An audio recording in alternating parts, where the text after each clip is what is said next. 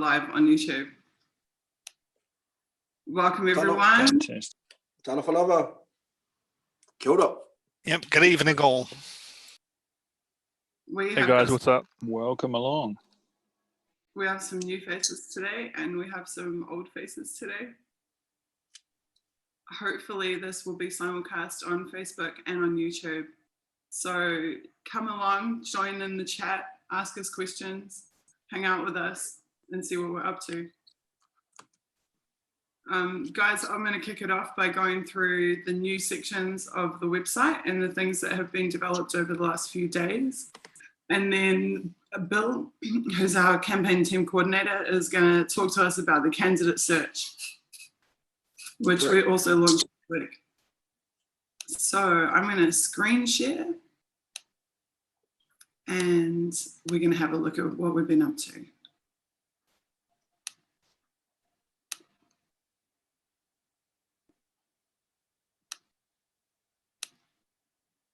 Cool. So right now you guys should be able to see our awesome website.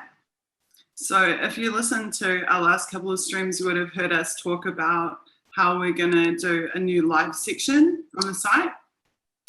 If you click on live on the menu, you'll see that it's been built now. So we have links to all of our past streams. So you can check out everything that you've missed so far and click through and watch them. You can scroll down and see all of the highlight videos. So these are like video shorts of like things that have happened in the various streams. You'll see some new ones that have just been put up yesterday. So have a click through those, check them out, and most of all, share them. Would be really great. If you like them, share them. There's me talking about tertiary education. There's Joe giving his kōrero. Why we're live streaming, why you should support whistleblowers. What else have we done? So I think we already showed you guys the needs page last time around, but now we also have the candidate search page, which is talking about how you can join us as a candidate for our list, our party list for the 2017 election. So to talk through that, I'll hand you over to Bill. Talofa fams, how you guys out there? I hope you guys are good. Welcome back to Internet Party live stream. It's a long time no see. So we are back in. Basically, we're asking you guys out there in the world, would you like to be a candidate for the Internet Party? So we're wondering like how we can get you to jump on and just be yourself really. What are we looking for? People like what I'd like to see, honesty, a sort of a way that you can just be straight up with people so you can communicate. Communication is a pretty good thing to be a candidate. Obviously, if you thought that it wasn't obvious, but it is sort of obvious that you have to communicate if you do want to be a candidate. And the other thing is we want to know what your thoughts are. What are your thoughts on, what candidate should be representing, and also we want to know, would you like to be a candidate? So if you do want to be a candidate, please get at us on our website and make sure that you put your name forward. So some of the things that we are looking for, the rest of the team can actually chime in, and we have a video that everyone has to put in. Yeah, 3-minute. We ask people for a 3-minute video about themselves and their experience. Yes. They don't have to have politics experience at all. It's totally sweet if you don't have politics experience, because we want real people. We want people with life experience. So tell us about your life experience. Tell us about yourself. Show us yourself talking on camera so we can see, do you have that confidence? Have you got that spark? Are you able to speak from the heart? We're more interested in people who can just talk about their feelings and the way the world is than reading from a speech that you've written. So just talk to us, give us real talk. Yeah, one of the things that I found out is even just going on the campaign trail last campaign time around that we were here 3 years ago, it sort of ends up being just a little bit, just for a little bit of advice for some of you guys out there that are going to put a video in. It's a big difference from actually talking from your heart and being yourself instead of just reading from a page, because, you know, like after you're reading from a page, people can start going, whoa, whoa, whoa, whoa, this is a little bit boring, and does it have anything to actually do with the now? Because you have to be ready to, someone might just jump in with a question straight from the crowd or from anywhere. They might ask you a real easy question or a hard question. You have to be ready to adapt to what those questions are. So reading off a page is nice, and that is it's super good, but we'd really like to see what you want and what you know, and can you serve the community? Can you serve our people? That's the main thing for the Internet Party, because the Internet Party is here to serve Aotearoa people of New Zealand, regardless of where they live around the world, and to be able to serve our families and our future and our kids, you know, our grandmas, our grandfathers, and just our families. And that's the main thing. If you can think you can do that, so you are the person we're looking for. So get onto our website and make sure that you are actually able to give us a 3-minute video talking to the camera. If you've got a phone camera, if you've got a laptop camera, get that stuff in there, and we're going to check you out and see how you go. So good luck for that candidate, people that would like to be candidates. So all the best from us on the campaign team. So good luck for that, and hopefully we see your videos very soon. And what are the next steps, Bill? So they send you the 3-minute video and all the details, and then what will happen? We will get straight back to you, and we'll have a little powwow on this side, and we'll discuss who are our strongest candidates, and we will definitely get back to you and say a yay or a nay, but basically it's a yay anyhow, because you made the effort to put in the video. And if it doesn't happen this particular time, you know, just practice for the next time. And we really do appreciate your guys' time that you've put it into giving us that video. And just make sure that you just give us your best, give us your all, and we'll be happy with that. Cool. So do they get to have a beer with you if they're successful? Sure, it could be a beer, or it could be like, I'm not really a beer drinker, but you know, we would definitely have a coffee and maybe a muffin and talk about it over a muffin. A muffin. So yeah, maybe a muffin. Awesome. So there you go. If you apply and if you do well, you will get to have a muffin and a coffee with Bill here. Yes, correct. Correct. Mean. Cool. You guys, anything else to say about candidate search? Should we just have a quick look through the press release that went out, maybe? We should also check in on what Kim said about it. Correct. So if we go back here to our screen and we go to news page and we scroll down to press releases, we see here, Internet Party launches candidate search for 2017 party list.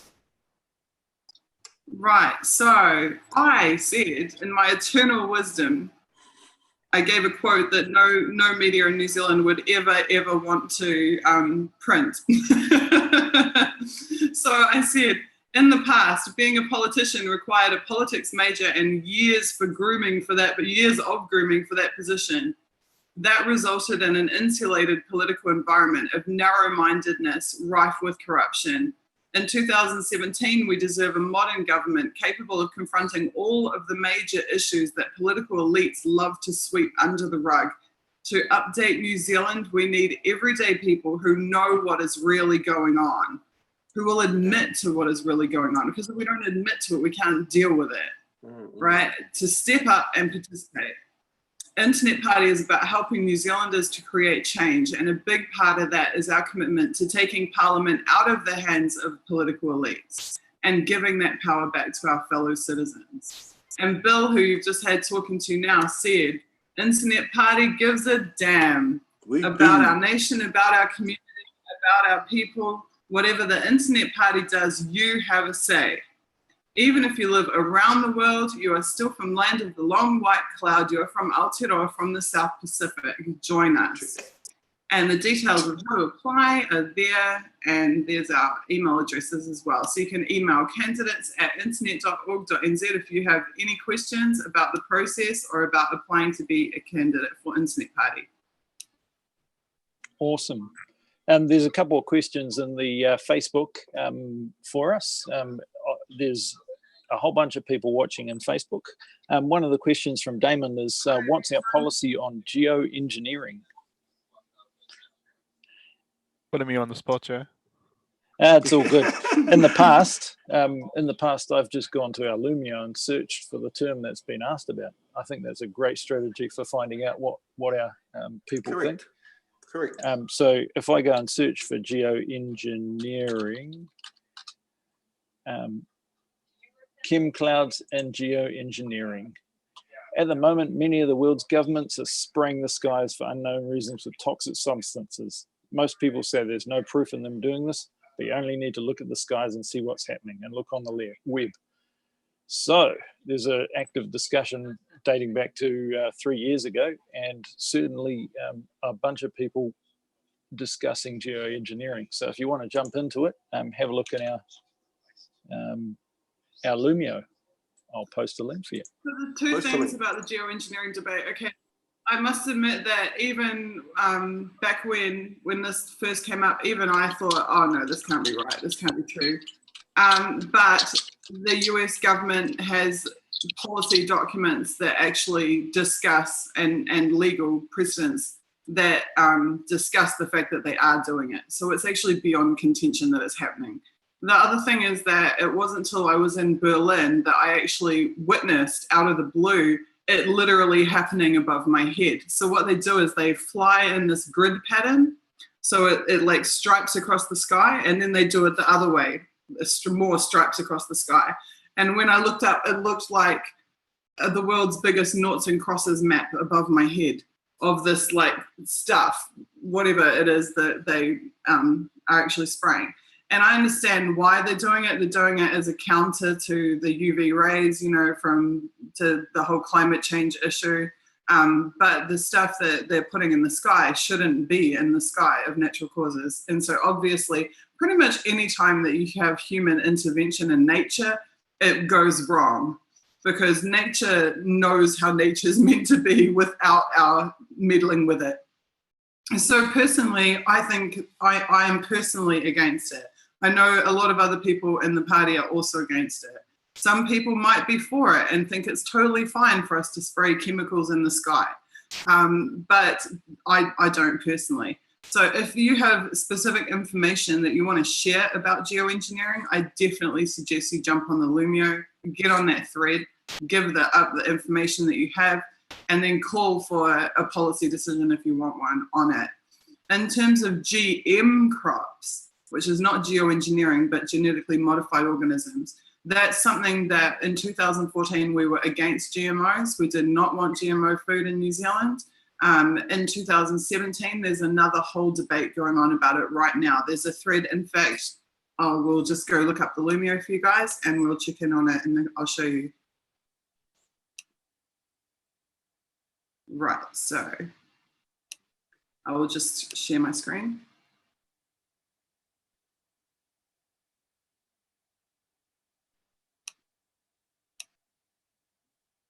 So right now we have a thread called GMOs and DNA changing viruses and bacteria. And you can see all these lovely people have been chatting away about their ideas and positions on GMO. So right now I'm living in a country where all of the food is organic and none of it is GMO food. And what that means is that here, a banana looks like a banana. It looks like a banana from the 80s when I was growing up in New Zealand. And again, there was no GMOs. You knew then what an apple looked like, what a banana looked like, what a strawberry looked like, what it tasted like. The GMO, whether or not they're dangerous or not, GMO food does not look like and does not taste like normal food. And when you compare it to the organic food, we eat the organic food. Those of you who are old enough to remember what it was like before the GMO food in New Zealand can see and taste what food was really like. So again, I personally believe in the natural. I believe that nature got it right the first time round, and that we're probably not as smart as we think we are, us human beings, and that maybe we should be letting things be and looking at other ways to improve the planet without necessarily chemically meddling in everything. I agree. But if you get on this thread, you can have a look at what people are saying and what the positions are and what information is there. And then once we've had a big discussion with each other, then we call for a decision. And then we make a policy position based on that. So jump on, have a look at the thread and participate. We had some other really cool questions. Joe, there was one about the petrol prices. So who was that question from, Joe? There was a question from Michael, who just wanted to know what our thoughts were on the petrol prices in New Zealand. Shocking, mate, shocking.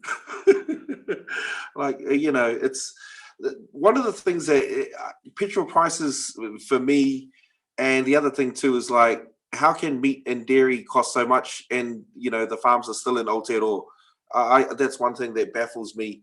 You know, like if we had to talk about petrol prices, okay, it comes from overseas, but when we have our own dairy and meat that costs, you know, so much and we can't feed our families, that's one of the problems. But anyone else can chime in on the petrol prices. I reckon it's shocking. So, you know, shivers. Boo the prices.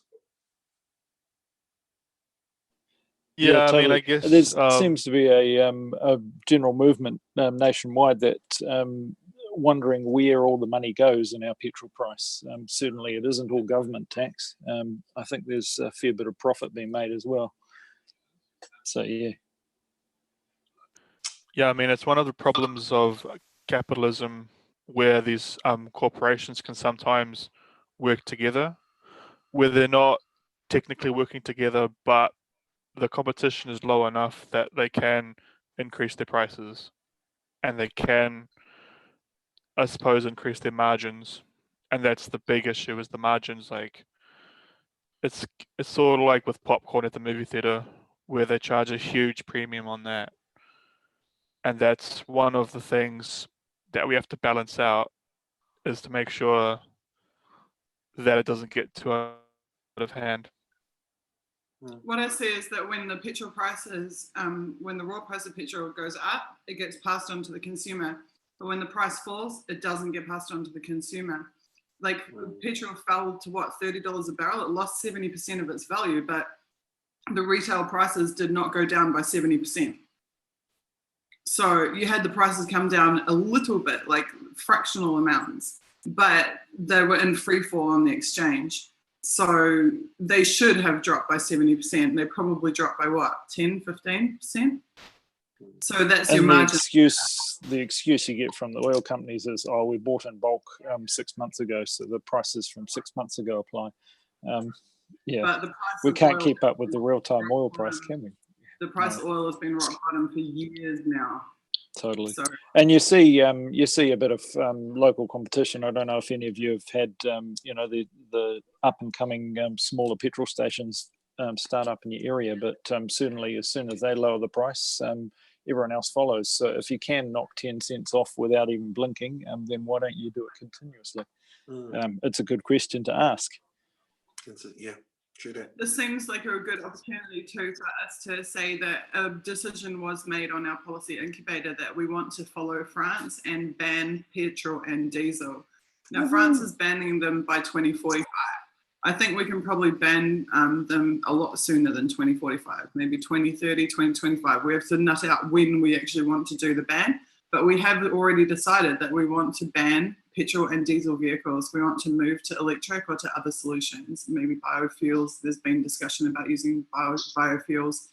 But there is no reason in this day and age that we still need to have a dependency upon oil and on petrol.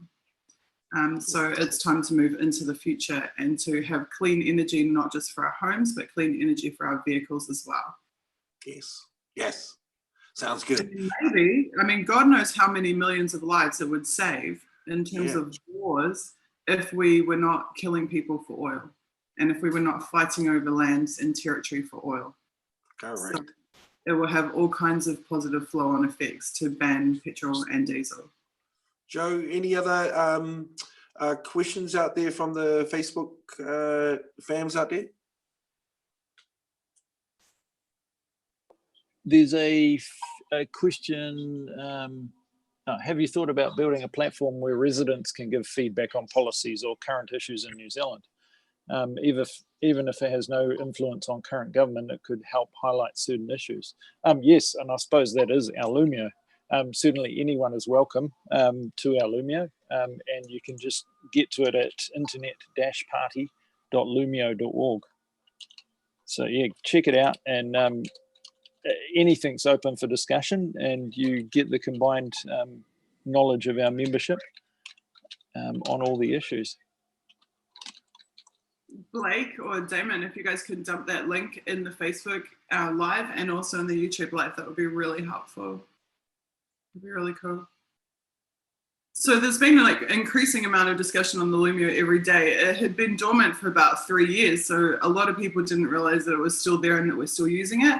So we really like got that discussion going again in the last week or two, and now you'll see every day there's more comments and more people getting involved, which is really great. So there'd been some question about what percentage of the membership was engaged on the Lumio. The answer is no one knew that we were using it again. So when you see 600 something people there, that's the Lumio participants from 2014. So as we get more and more active and more people come on board and are using it, those engagement numbers will come up higher and higher. But all of us are active on it every day. So anything you want to talk about is right there. The decisions that we've made are there. You can see what we've already decided is going to be included. And you can see what we're discussing right now, whether or not we want to include in 2017 policy manifesto. And of course, if you're interested in becoming a candidate for the party, definitely read through the Lumio threads. Also jump on our website, internet.org.nz, and click on policies. You can actually look through and see what are published policies from 2014 and what are the policies that we already have in development for 2017.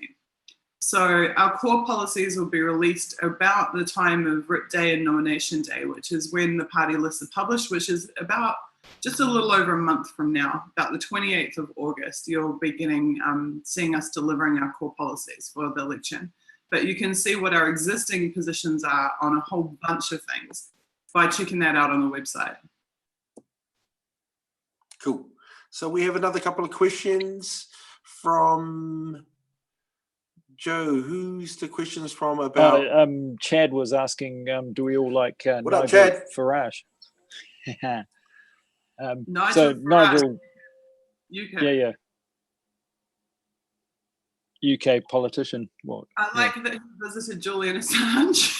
That might be the only thing I like about Nigel Farage, to be honest with you.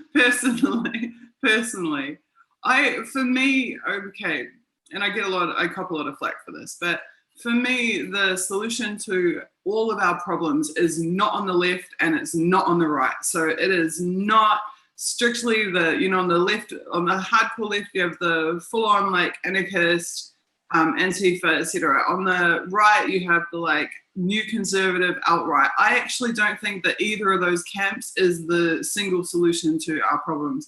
I think that there is some ideas on the left which are extremely important and vital. For example, not killing people for money.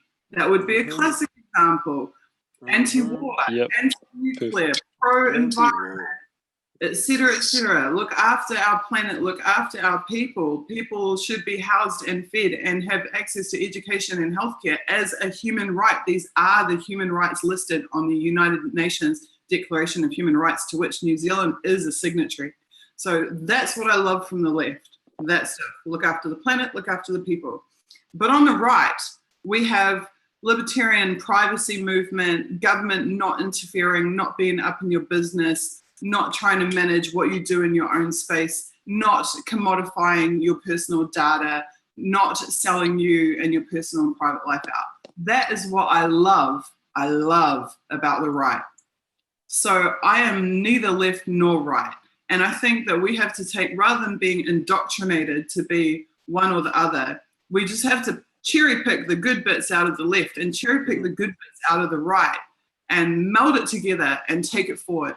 Because there's common sense stuff on both sides that we should be doing and that we are doing. And that's why Internet Party says we are a new paradigm party, because we don't just fit on the left and we don't just fit on the right.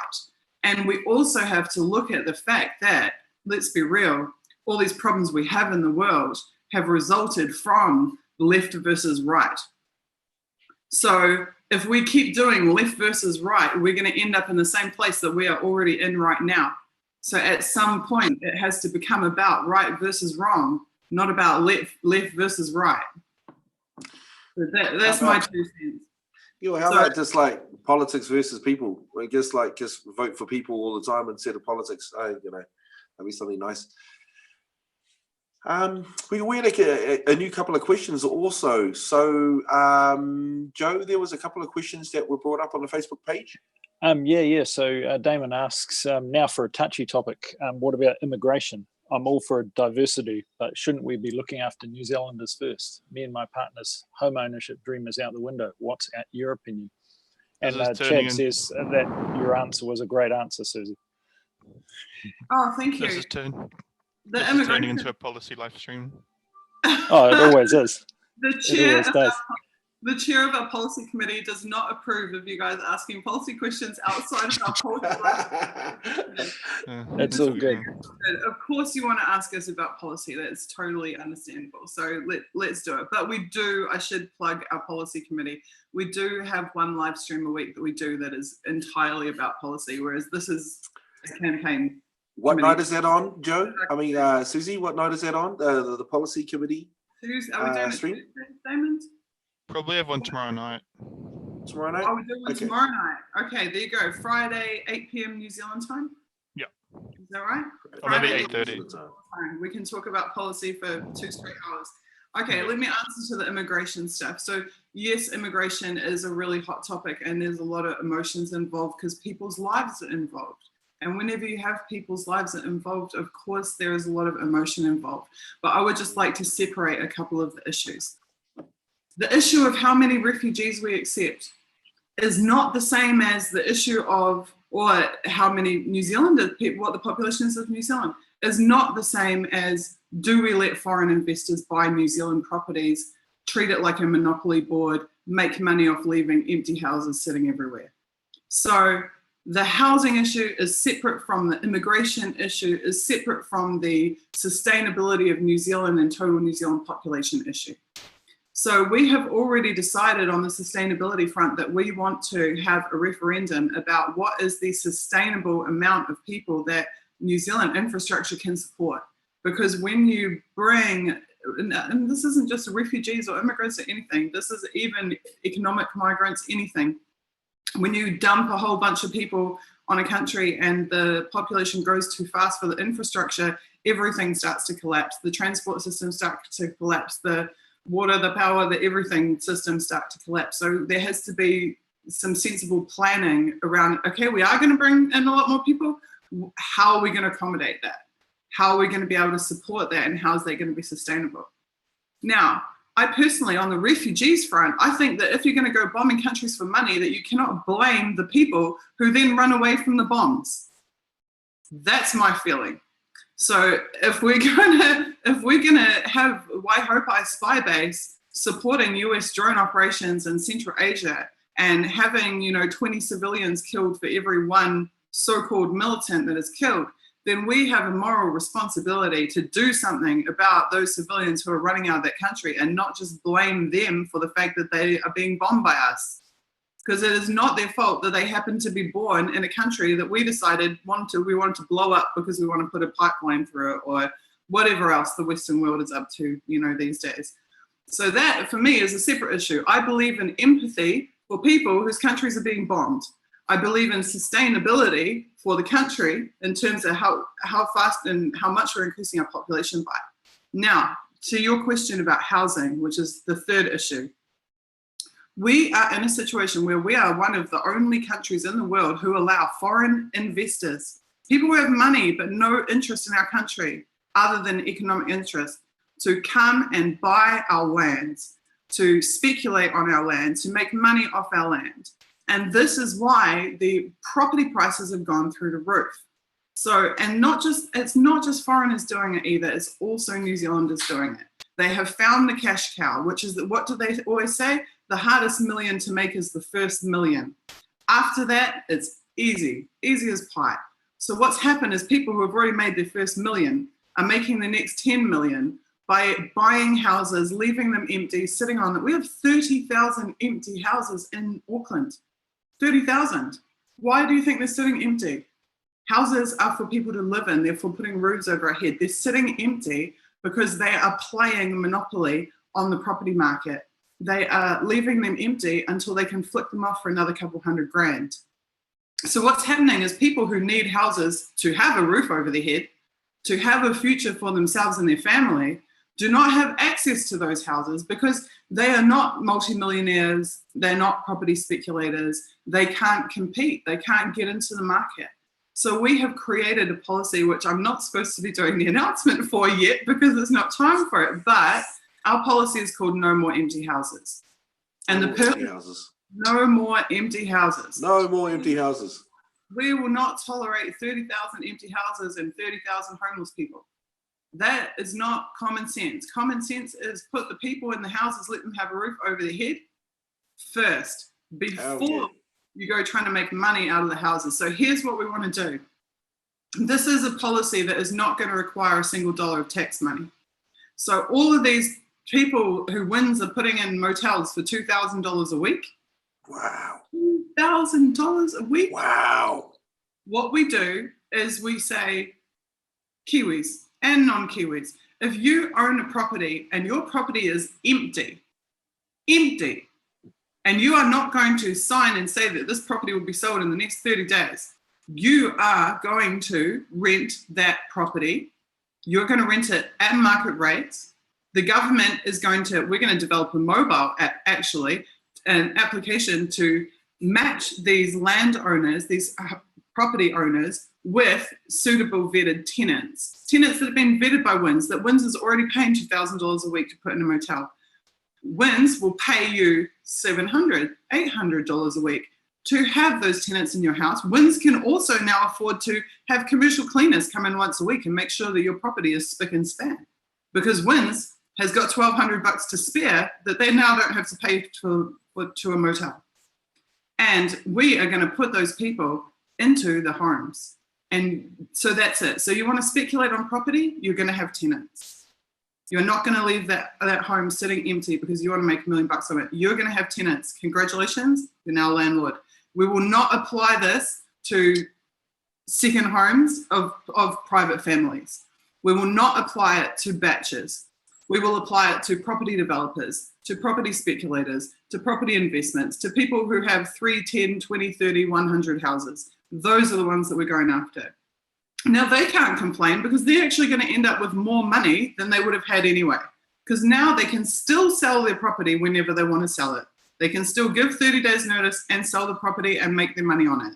But in the meantime, they'll be collecting the rent money as well.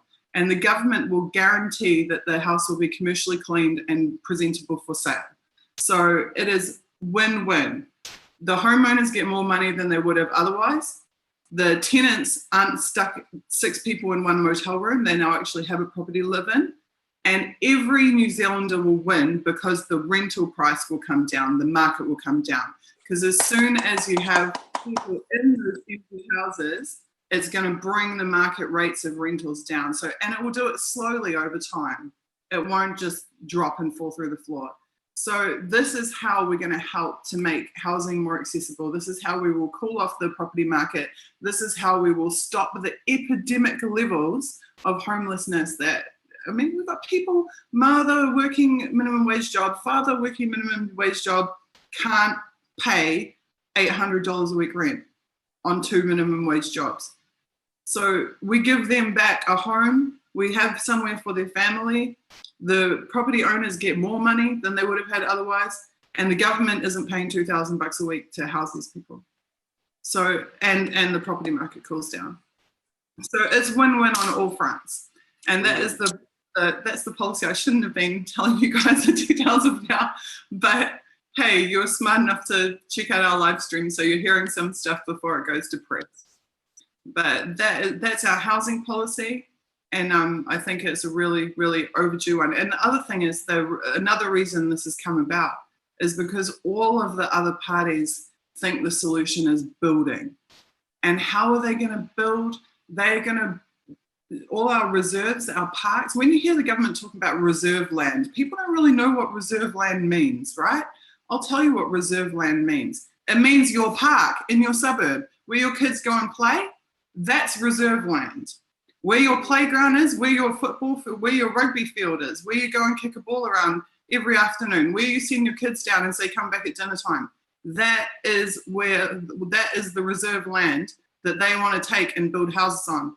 And when they take that land and they build houses on it, who are they going to sell it? Who's going to buy those houses?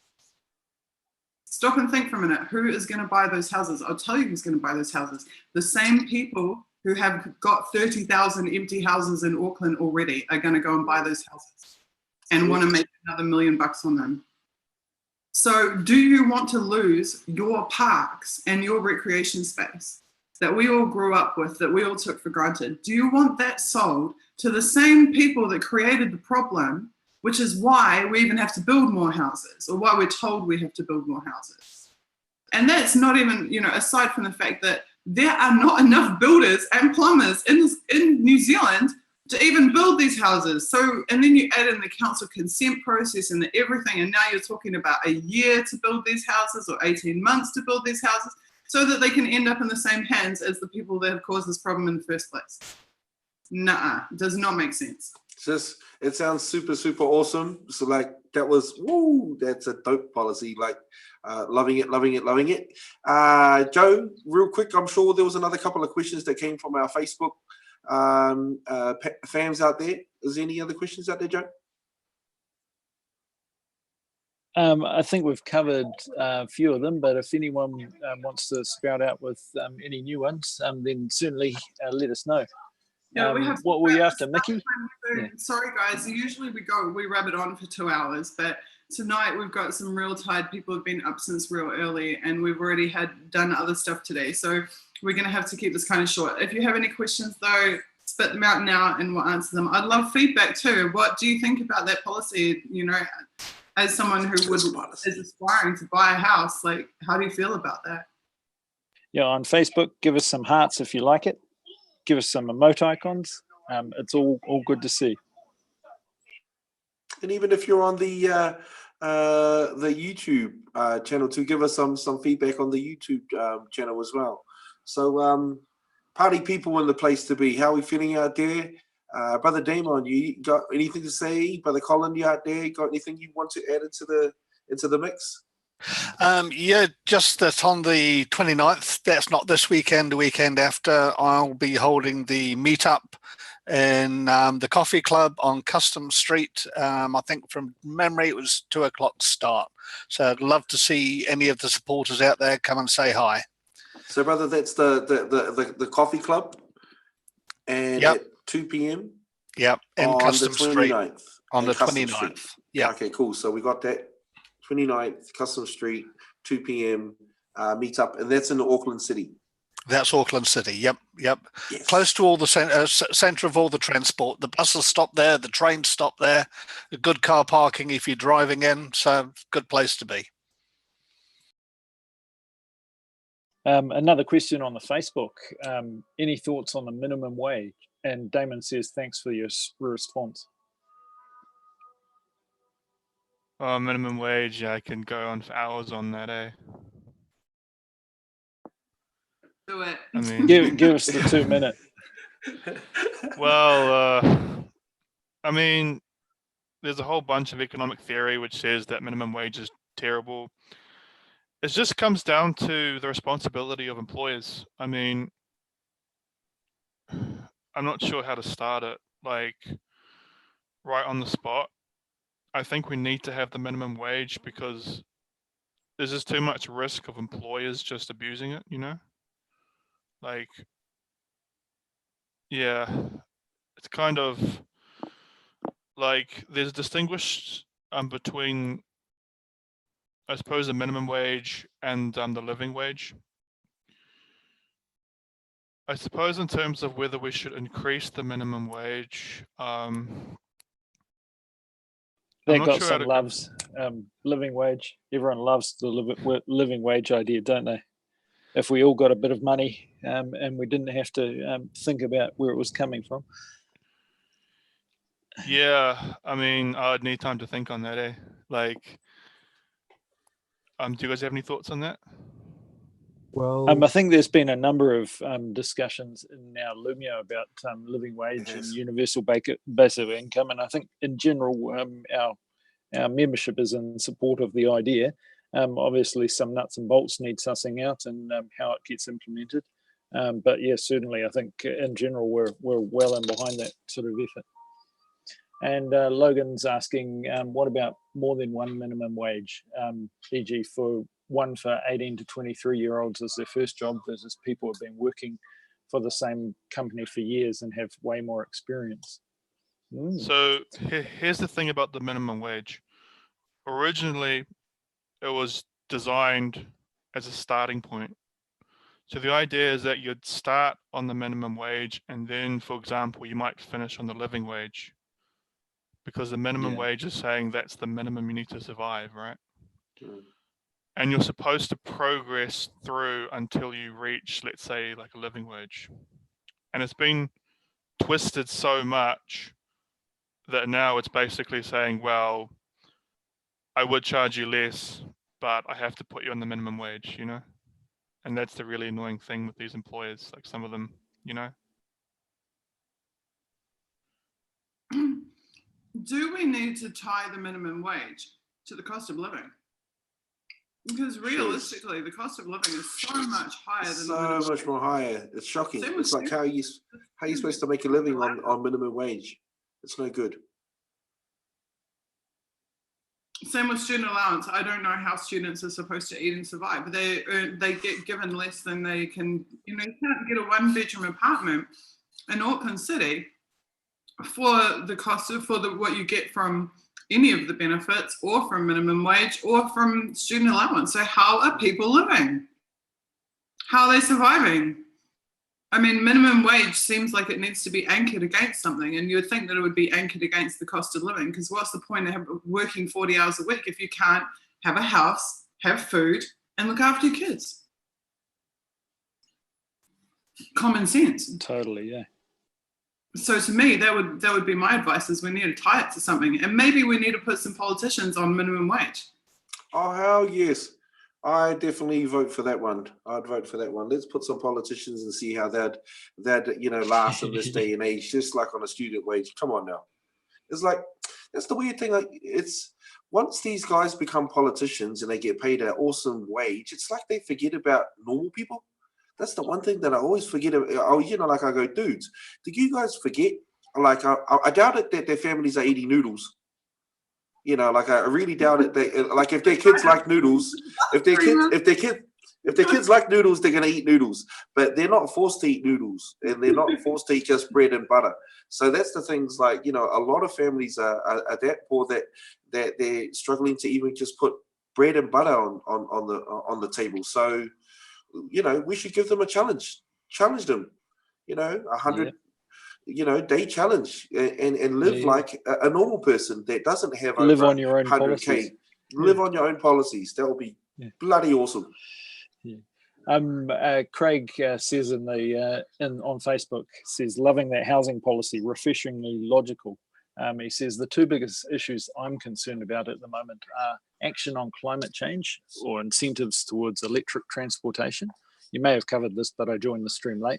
And his other question is about stance on education with regards to things like student allowances, incentives for higher education.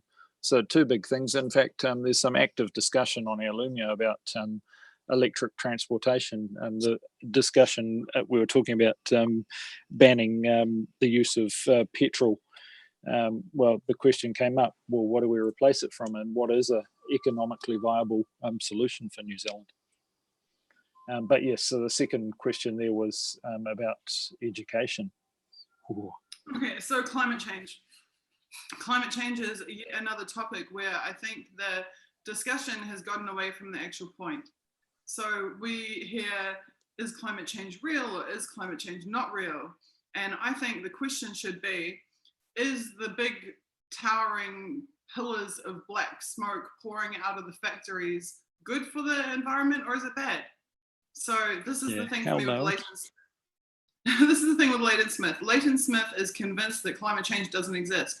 But when I look at those big black towers of cloud pouring out of the factories, my brain knows logically, without having to read any scientific study, that it is not a good idea for us to be pouring all of that carbon into the atmosphere, that it is not naturally occurring, and that this is something that has been inflicted on the environment by industrial civilization.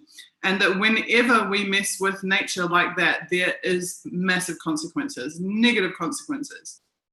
So for me, rather than debating whether climate change exists or not, we need to take basic steps to not poison the planet.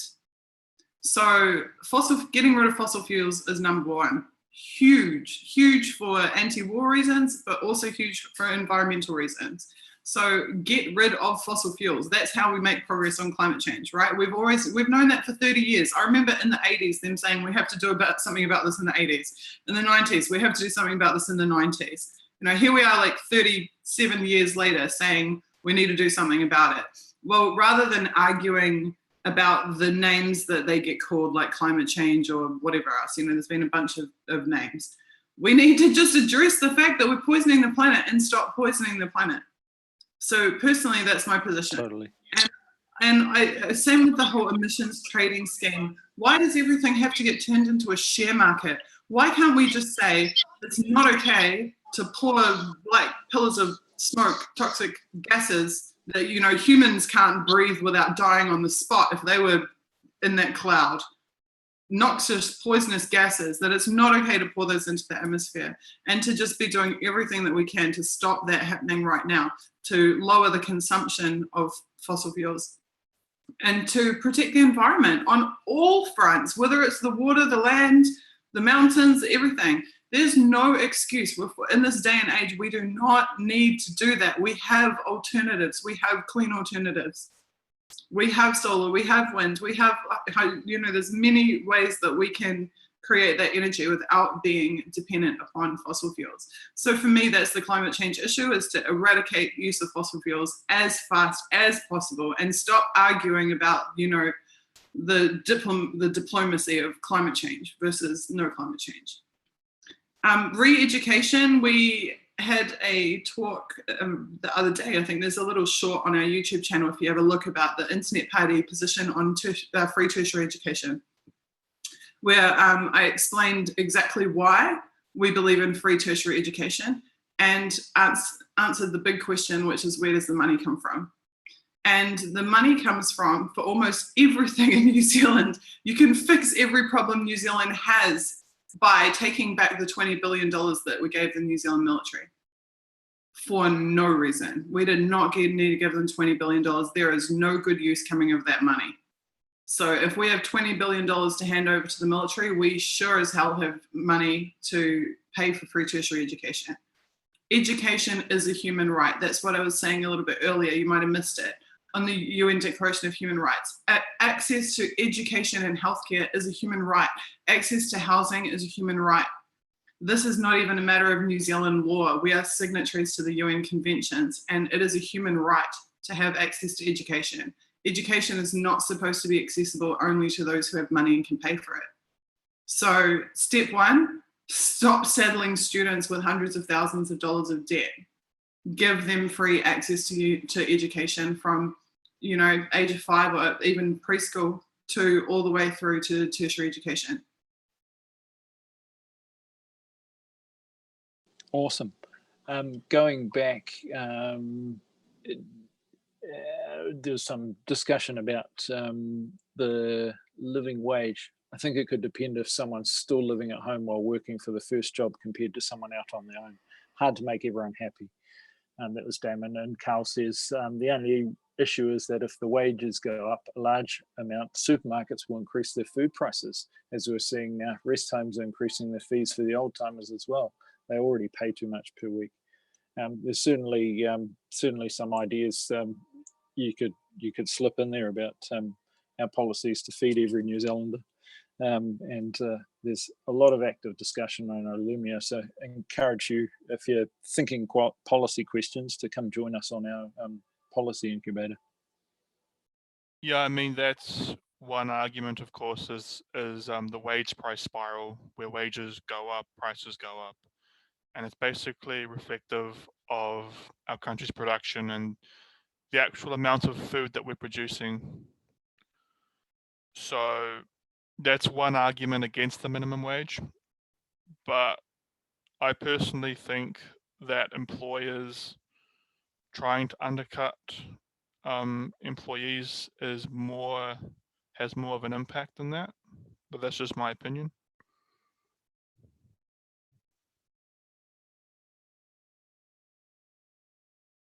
Cool. For me, this ties back into our cooperatives policy. So Damon and Blake, if one of you guys could go jump on our YouTube channel and look at the videos, the video shorts that were uploaded yesterday. One of them is about us wanting to support cooperative and develop cooperatives for the New Zealand economy. So basically the profits from these corporations are going offshore. And those corporations have investors, shareholders, and they want to maintain their profit level. So any increase in their costs, they will pass on to consumers, be that transport or petrol costs, be that staffing and wages costs, minimum wages increases. Where we can prevent that from happening is by creating competition. Because when there is competition that will provide the goods or the service cheaper than those corporations, then the corporations are forced to capitulate. And they can no longer pass the prices on to consumers because they have to remain competitive.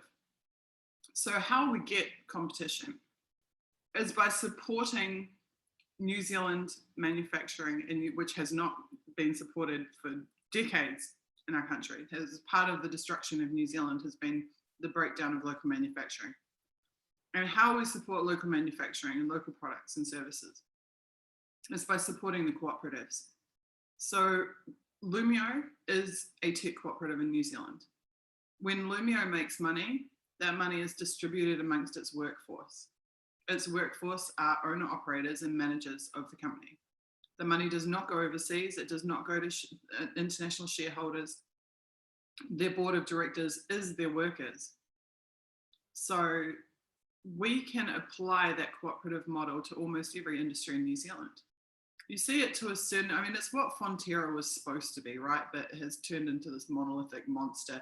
It's what even foodstuffs and progressive was supposed to be cooperatives, but they've gone, they're corporate cooperatives. They're not people's cooperatives. They're not grassroots cooperatives the way that they should be.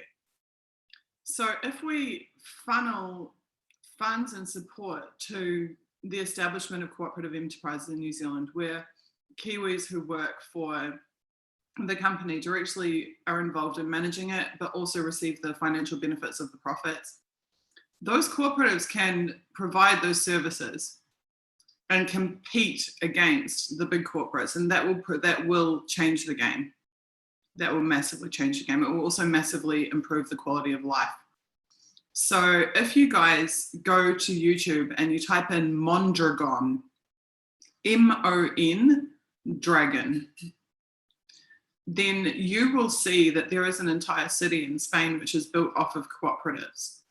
Every aspect of life is built on the cooperative model, and they have the highest social statistics and education and everything, the highest happiness and fulfillment of anywhere, because their entire community profits from every single thing that they do and engage in. And it's absolutely a spectacular model. That is the type of thing that I would like to see happen in New Zealand. I would like to see us develop businesses which service our local communities and which effectively put the corporates out of business if they won't play ball.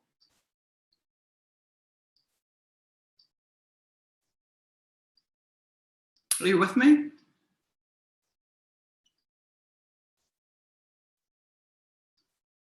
We are, when we're not typing in the other window.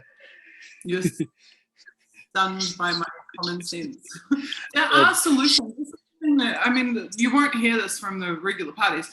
There are solutions for all of the problems that New Zealand faces. There are precedents, historical and geopolitical precedents. You look at France banning petrol and diesel. You look at Spain and the Mondragon cooperatives. There, you look again at France as has all of the excess food stock and supplies. You cannot, it's illegal in France to ship food, usable food, to the tip. And they ship it directly to the food banks. So the food banks are flooded in supplies to feed people throughout the country. These things have, these solutions exist already. We don't need to feel despair and disengagement. All we need to do is copy what works. Update, this is why we call it Update New Zealand. We need to update New Zealand with the solutions that actually work so that people will have houses, people will have food, people will have education, people will have jobs, meaningful jobs in businesses that serve them, not where they just serve the business. All of this is entirely possible if you guys support us. That's what it comes down to. If you get involved, not even just support us. Yes, we need your money. Yes, we need you to back us and vote for us. But more importantly, we need you to get involved. Get involved on the Lumio. Talk to one of us on social media, get the Discord. You can hang out on Discord and chat to every person every day. You can talk to me every day. I'm on Discord every day. You can talk to Joe every day. You can talk to any, our whole campaign is accessible to you, the public. You can talk to us whenever you want. You can be a part of everything that we're building and everything that we're doing. And tell people that we're doing this. Tell people that there's a party that actually has a real plan to house people and has a real plan to feed people and is going to use awesome tech to do it. So we have some amazing tech minds involved. And I mean, you guys might not know, I also have a tech background. A lot of what you see here is the result of me working with our tech team. And we're doing awesome things. So please jump on board, get involved, have your say, be a part of it. My bad for you Facebook watchers. Thanks for coming back. The end live video button was far too close to the post comment button and I hit the wrong one. Well done. Okay, guys, any other questions? Or are we good? I know Bill's got to go.